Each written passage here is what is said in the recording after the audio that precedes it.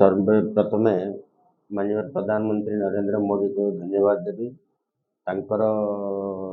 जो वार्ड रे ओडिशा रे गवर्नमेंट फॉर्म हेबाक जाउची और हमरो state unit state president Manmohan Samal और धर्मेंद्र प्रधान और मानस महांती जनरल सेक्रेटरी तांक भी बहुत बहुत धन्यवाद देवी। परिश्रम करके आज ओडिशा रे गवर्नमेंट आनी और ओडिशा रो जो माने वोटर्स होती समस्त को धन्यवाद। तांके 25 वर्ष कालर जो नवीन पट्टनायक शासन कुशासन को माने बदल की बीजेपी सरकार आनी तेणु ओडिशावासी को समस्त को मोर धन्यवाद। और गजपत रे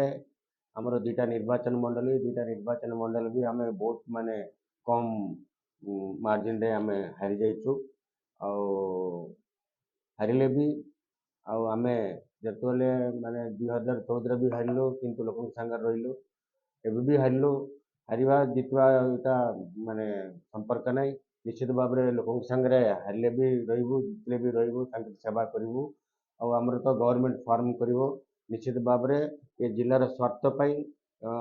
जिलार लोकंर स्वार्थ जिलार लोकंर कौन कम थे भी आम करने को प्रस्तुत अच्छु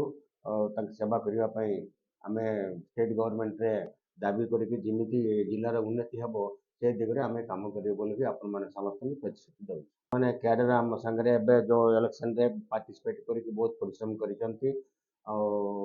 माने बहुत माने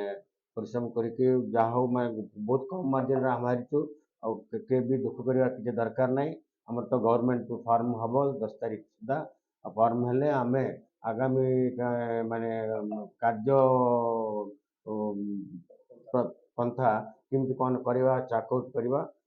गवर्नमेंट तो आम किमिति गवर्नमेंट तरफ आम गवर्नमेंट लगी आम गजपत जिलार उन्नति किमती चेष्टा करवा कैडर मानकर भी किमती कौन माने सहयोग करके